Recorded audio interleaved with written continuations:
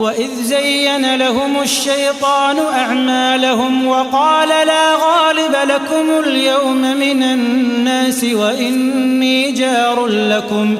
فلما تراءت الفئتان نكص على عقبيه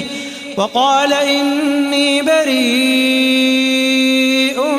منكم إني أرى